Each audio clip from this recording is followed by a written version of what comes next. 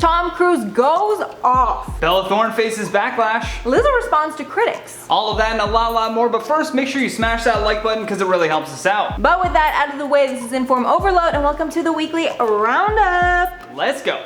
Yeah. Saturday Night Live has been on television since 1975, and week after week the sketch comedy show would poke fun at what was going on in the news or the culture. Now, I always thought that the reason they were able to keep up with such an intense creative workload was due to them being surrounded by a team. They've hired professional comedy writers and have some of the world's top tier sketch comedy talent to help them out. However, some shocking new information has hit Twitter that may point to the show stealing content from others. During the weekend update portion of the show, comedian Michael Che was talking about an article that ran in Good Morning America that was titled, "For Many Black Women, Meghan Markle's engagement offers hope." Michael Che then uses the punchline of Meghan Markle married some unemployed dude still living at his grandma's. A punchline that was stolen word for word from Yuja Anya on Twitter. In a tweet calling out SNL, she writes, "Did I tell you all about when SNL writers stole my joke? One of my very first popular tweets was a reply to a TV show that did numbers after a reporter retweeted me. A while later, I fell off the couch watching SNL and hearing Michael Che tell my joke almost word for word." Now, the likelihood of two people coming up with the same joke is possible, but TV writers have become notorious for stealing from tweets that they see online. So I also wouldn't put it past them to try and sneak this one in. But let me know in the premiere chat what you guys think. Do you think it was stolen, or do you think it was just a coincidence? And with that, let's head over to Mackenzie for some updates on Hilary Duff. It's a very sad day for OG Disney fans like myself, because Hilary Duff has just announced that the Disney Plus reboot of Lizzie McGuire is cancelled. And if you've been following the story, this really won't be much of a shock. The short story here is that Duff, along with some of her peers, wanted to take the show in a more adult direction than family-friendly Disney was comfortable with. And Disney made this stance clear when they, out of nowhere, fired creator and showrunner Terry Minsky from the reboot, without telling anyone, with their reason being that Minsky also wanted to take the show in a more mature direction. Sources say Disney was initially on board with Minsky and Duff's take, but after the first 2 episodes were shot, they walked back that support. Hilary Duff posted a statement on the matter to her Instagram on Wednesday, with a long note thanking the fans for their continued support, but adding, quote, "I know the efforts and conversations have been everywhere trying to make a reboot work, but sadly and despite everyone's best efforts, it isn't gonna happen. I want any reboot of Lizzie to be honest and authentic to who Lizzie would be today. It's what the character deserves." But true fans were not surprised, as months earlier, Duff publicly threw some shade Disney's way when she posted a screenshot of a show called Love, Simon that was being moved to Hulu after Disney Plus did not find it family-friendly enough. Writing sounds familiar on that post. According to sources, Duff was pushing for the show to be moved to Hulu, but Disney refused. I'm not sure if this is the end of the story here, but for now I will be shedding some tears over this. Like, when I tell you I am a Lizzie McGuire stan. Like, I think I can honestly recite all the words from the Lizzie McGuire movie, which is just a true cinematic masterpiece, if I do say so myself. Now over to Jared with some sports and science. Thanks, guys. Well, the sports world seems to constantly be overshadowed by Jake Paul and his many antics, as he somehow found a way to piss off nearly every boxer, UFC fighter, and mixed martial artist out there. Alright, maybe that's a bit of a stretch, but as of this recording, Jake has riled up enough pro fighters that there is a list of people willing to step in the ring and knock the kid out. Although he's set his sights on Conor McGregor and has continued trying to get a response out of the Irish striker by making videos and posting photos on social media, McGregor isn't biting. UFC President Dana White has since chimed in, claiming that there is a 0% chance that Conor ever fights Jake. Obviously, Jake was going to respond to that, because why wouldn't he? Jake is now claiming both Conor and Dana are scared to set the fight up, fearing that Jake will win and it'll ruin both Conor's career and hurt Dana's company, given that Conor is one of the UFC's top fighters. Dana specifically said, referring to Conor, that he's, I quote, "one of the greatest fighters on earth right now. He shouldn't be fighting kids that have f***ing YouTube videos." Paul responded in a video calling Dana,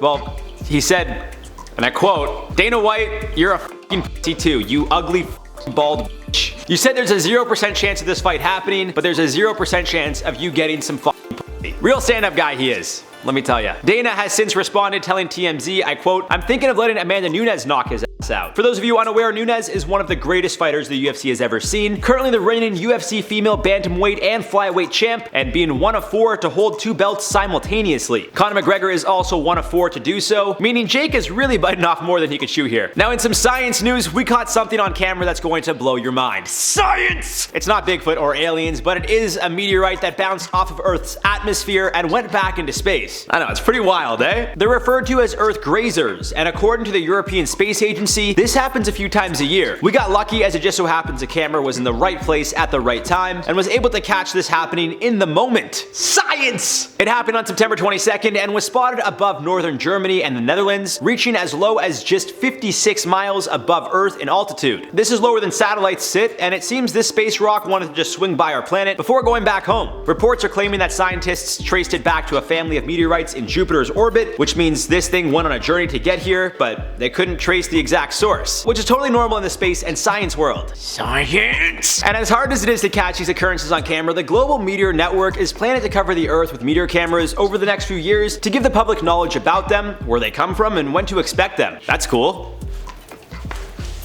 Science! Alright, back to the studio. Thanks, Jared. So first I was talking about Lizzie, now on to Lizzo. I just had to, guys. So Lizzo is of course a very successful and talented singer who's known for promoting body positivity, but she got some backlash after she posted a video to TikTok sharing what she was eating while on a juice cleanse, with people unhappy that she was trying to change her body and giving into diet culture. After backlash, she posted a follow-up TikTok explaining things, saying that she would usually be afraid to post things like that because, quote, I feel like as a big girl, people expect if you're doing something for health, you're doing it for dramatic weight loss, and that's not the case. Then adding that the reality is that November was a hard month for her and she wanted to get healthier, saying, quote, I drank a lot, I ate a lot of spicy things, and things that effed my stomach up. I wanted to reverse it and get back to where I was. I'm so proud of myself, I'm proud of my results. Then adding that her body and mind has improved since the detox, finishing off, quote, and every big girl should do whatever the F they want with their bodies. And this is part of the body positivity community that just really frustrates me. It's at a point where bigger celebrities are like afraid to lose any weight because they'll be called out for not being true to their brand. And at the end of the day, body positivity is about being happy whatever size that you are. And if someone wants to change their size for health or looks or whatever reason, they shouldn't be nervous to post about it. Like, this whole thing just honestly really makes me very annoyed. And now to Johnny for some feel-good news. This news coming out of Minnesota is absolutely wild. I've heard of paying it forward, but this genuine response and continuation of a good deed is truly what sets this story apart. A drive-thru at a Dairy Queen in Brainerd, Minnesota was busier than usual last week when more than 900 cars took part in a pay it forward chain. It began on Thursday during lunch and kept going all the way until Saturday evening. The good deed started simple enough when one man decided to pay for the bill of the person behind him. The store manager, Tina Jensen, was so thrilled by this one man's gesture that she gave the heartwarming news to the people in the next car and then asked if they wanted to do the same. According to an interview that she did with local news, Tina said, "One lady, she was so excited she threw us a $20 bill almost in tears. Are you serious? This is really going on?" I said, "Yep, you were about 125 cars into it." Previously, the longest chain the drive-thru had ever experienced was about 15 to 20 cars, but with the holiday spirit in the air, I suppose everyone wanted to keep the positivity rolling. Now, it may seem like a small gesture to pay for someone's Dairy Queen order, but when 900 cars take part in something like this, that has to have a positive impact on their community. I feel like spirits would just be higher knowing that your fellow citizens care about each other. That and you got a free ice cream, so I mean, what's there to complain about? And now let's head over to Brie's Corner. Thanks guys. So Premier Chat, how do you like your coffee? Sugar? No sugar? Milk?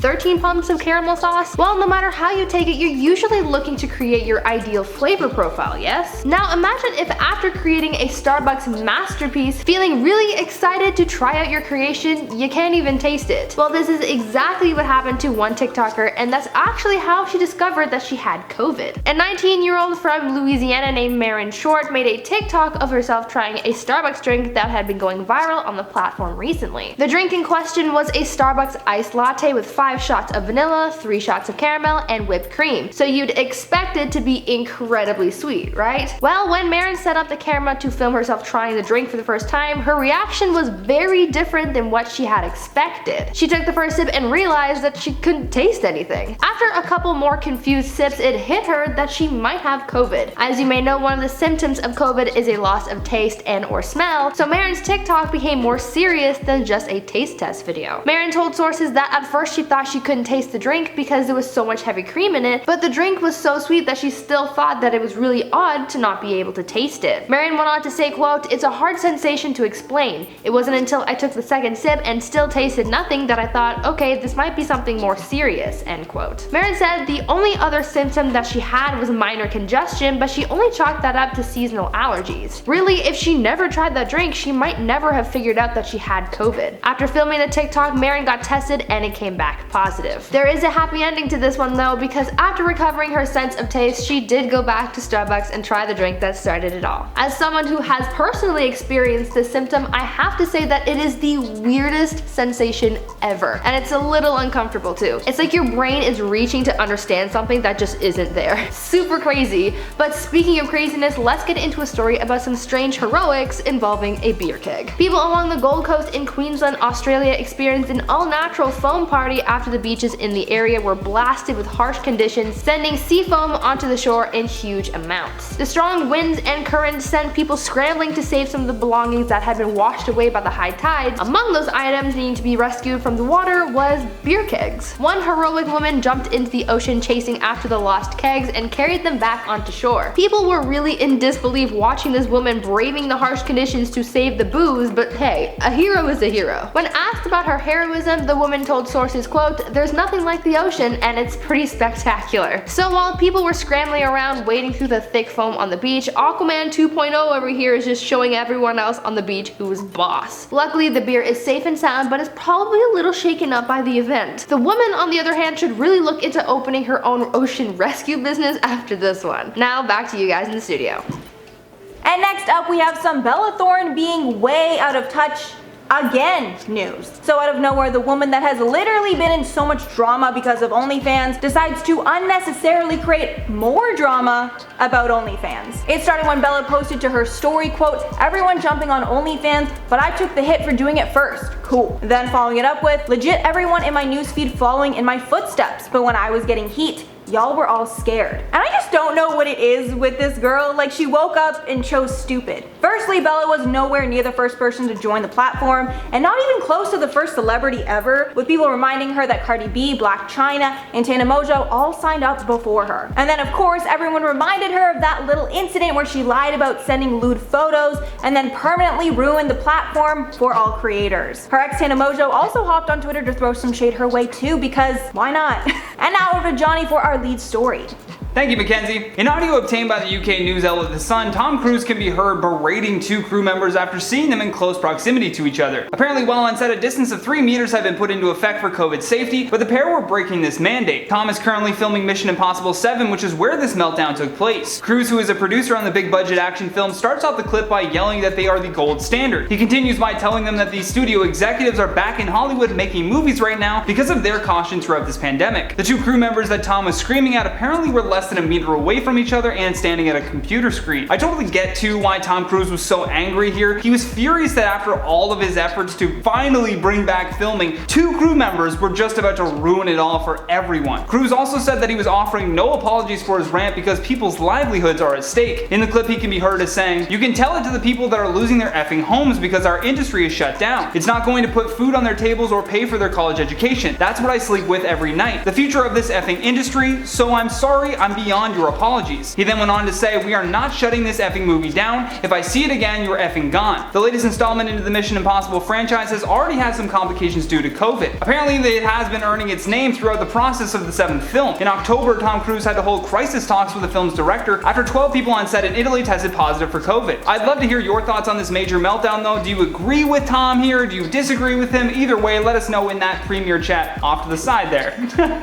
I always forget which direction it's in. Yeah, I think that's a funny one because a lot of people are like, he was just being so rude and so mean, and I get it, he was maybe a little over the top, he's clearly very passionate about it, but the point, what he was saying, the message was very much needed. Yeah, definitely. And we're not getting any context beyond what we're hearing in this clip, right? This could have been the 4th time, the 5th time, the 6th time that these people have been talked to, and then finally they're like, Tom just maybe stops in the middle of what he's doing and goes, "I'll tell them." Yeah. Because if they're gonna listen to anybody, they're gonna listen to Tom Cruise. Yeah. Very, very valid point, actually. Yeah. With that though, let's check out some of your comments from our last weekly roundup. Miss Vay G said, "Okay, a segment of Jarrett covering science news, and the intro song is his science expression." That would be cool, like some heavy rock band. Oh, I can see it. Some metal with just him yelling science. Amazing. TezCam1 says, "Maybe the Kardashians should take the money they would have spent on their Christmas Eve party and use it to help the homeless and struggling in their area." Very good point. Yeah, Yeah, you should tweet at them to do that and get that going, because that's a really good point. That's a phenomenal idea. Michelle Barlow says, oh boy, what I've always wanted, a movie with Mario Lopez as Colonel Sanders. I didn't think anyone wanted that. To be honest, this might be unpopular, like, I'm kind of here for it. Like, I will be watching anything Mario Lopez. Two of these movies are made anything. Literally. No, just anything Mario Lopez, like, I will watch. True, fine. He is everything I of get the it, sort. it's fair. Not saying the movie's gonna be great, but. No, it'll be a terrible, Who knows? terrible movie. It might be like Christmas watch Sharknado. I don't know. The Christmas equivalent, Yeah. Sharknado. Yeah.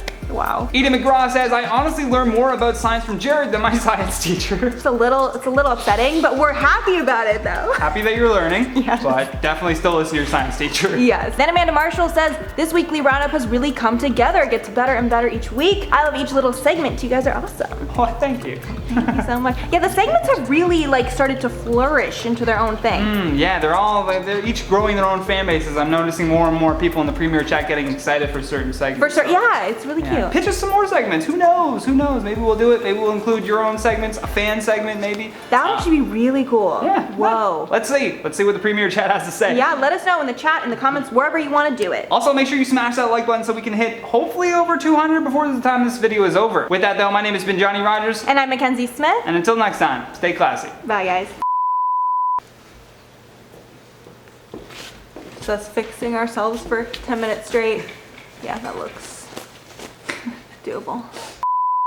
I feel like I had something in my brain. Now it's lost.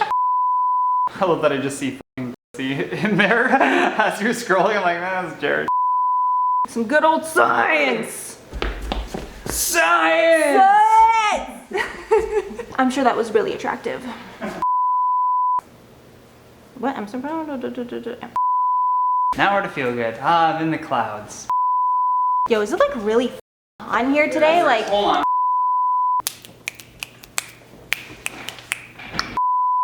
Oh, I'm so tired. Okay. People, as soon as I made that noise, I'm like, no, that's gonna be in the bloopers. Big upgrade to the studio, guys. We got 2 AirPods now, not just one. They're giving me more of a budget. It's not wrong.